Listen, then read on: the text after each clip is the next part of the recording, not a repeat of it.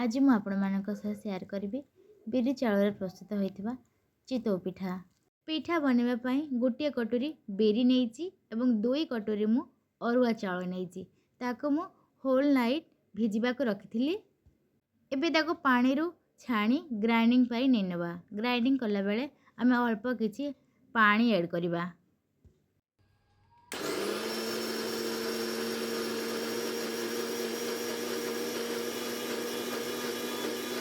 ଚାଉଳକୁ ମୁଁ ଗ୍ରାଇଣ୍ଡ କରିନେଲି। ଏବେ ଚାଲନ୍ତୁ ତାକୁ ଗୋଟେ ପାତ୍ରକୁ କାଢ଼ି ନେବା।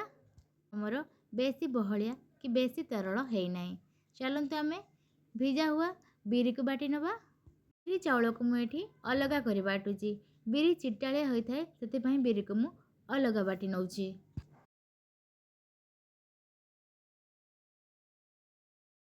ବିରି ବଟା ସରିଲା। ଏବେ ଆମେ ବିରି ବଟାକୁ ଚାଉଳରେ ମିଶାଇବା। ବିରି ବଟା ବହୁତ ଗାଢ଼ ଏବଂ ଚିକଟା ଅଛି, ତାକୁ ଭଲସେ ଏମିତି ଫେଣ୍ଟି ନେବା।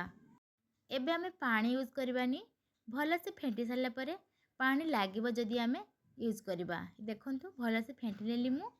ଦେଖନ୍ତୁ ମୁଁ କିଛି ନଡ଼ିଆ କୋରା ଦେଇଛି। ଚିନି ମୁଁ ଛୋଟ ଚାମଚରେ 2 ଚାମଚ ଦେଇଛି। ହାଲକା ମିଠା ପାଇଁ 2 ଚାମଚ ମୁଁ ଦେଇଛି। କିଛି ଲୁଣ ଦେଉଛି ମୁଁ ଏବଂ ତାକୁ ଭଲସେ ମିଶାଇ ନେବା। ଭଲସେ ମିକ୍ସ କରିସାରିଲା ପରେ ପ୍ରାୟତଃ ତାକୁ ଘଣ୍ଟେ 1.5 ଘଣ୍ଟା ଯାଏ ଆମେ କଭର୍ କରି ନେବା। ଘଣ୍ଟେ 1.5 ଘଣ୍ଟା ପରେ କଭର୍ ଆମେ ହଟାଇଲେ ଦେଖନ୍ତୁ ବେଟର୍ ଆମର ପରଫେକ୍ଟ ଭାବରେ ଫୁଲି ଯାଇଛି। ଡାଳିଆ ଜମାରୁ ନାହିଁ। ଚାଲନ୍ତୁ ପିଠା ବନେଇବା। କଢ଼ାଇ ଗରମ କରି ବେଟର୍କୁ ମୁଁ 1 ଚାମଚ ଏଠି କଢ଼ାଇରେ ଦେଉଛି। ବେଶୀ ବଡ଼ କରିବିନି। ବେଟର୍ ଲାଗିଯାଇଥିବା ଆମର ବେଟର୍କୁ ମୁଁ ହଟାଇ ଦେବି ଏବଂ ଘୋଡ଼ଣ ଦେଇଦେବି। ଦେଖନ୍ତୁ ବେଟର୍ ଆମର ଲାଗୁଛି ବହଳିଆ ଅଛି। ସେଥିରେ କିଛି ଆମେ ପାଣି ଆଡ଼୍ କରିବା ଏବଂ ତାକୁ ଆଉ ଟିକେ ପତଳା କରିବା। ପାଣିକୁ ଆମେ ଭଲସେ ମିଶାଇ ନେବା। ଦେଖନ୍ତୁ ଟିକେ ପତଳା ହେଇଗଲା। ଏବେ ଚାଲନ୍ତୁ ସେକେଣ୍ଡ ଟାଇମ୍ ଆମେ ପିଠା ବନେଇବା। ଏଠି 1 ଚାମଚ ବେଟର୍କୁ ମୁଁ ୟୁଜ୍ କରୁଛି।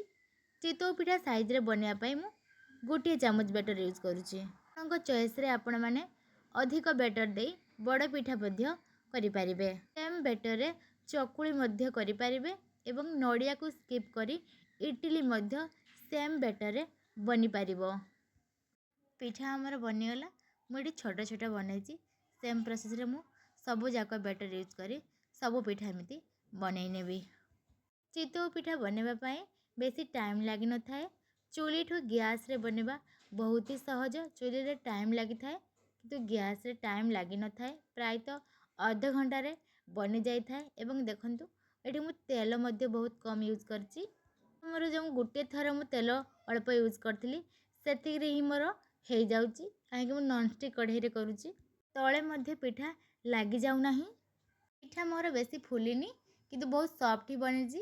ଲାଷ୍ଟରେ ଯେତିକ ବେଟର୍ ବଞ୍ଚିଥିଲା ମୁଁ ସେଥିରେ ଗୋଟେ ବଡ଼ ସାଇଜ୍ରେ ପିଠା ବନେଇ ନେଇଛି। ଆପଣମାନଙ୍କୁ ଯେଉଁ ଭଳିଆ ପସନ୍ଦ ଆପଣମାନେ ବଡ଼ ସାନ ବନେଇ ପାରିବେ। ବେଟର୍ର କ୍ୱାଣ୍ଟିଟି ହିସାବରେ ମୋର ଏଠି 10ଟି ପିଠା ବନିଯାଇଛି।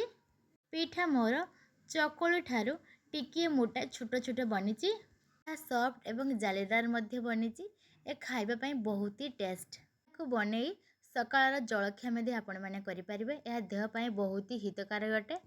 ମୋ ଭିଡ଼ିଓଟିକୁ ଆପଣମାନଙ୍କୁ ଭଲ ଲାଗିଥିଲେ ପ୍ଲିଜ୍ ଲାଇକ୍, ସେୟାର, ସବସ୍କ୍ରାଇବ୍ କରିବାକୁ ଜମାରୁ ଭୁଲିବେନି।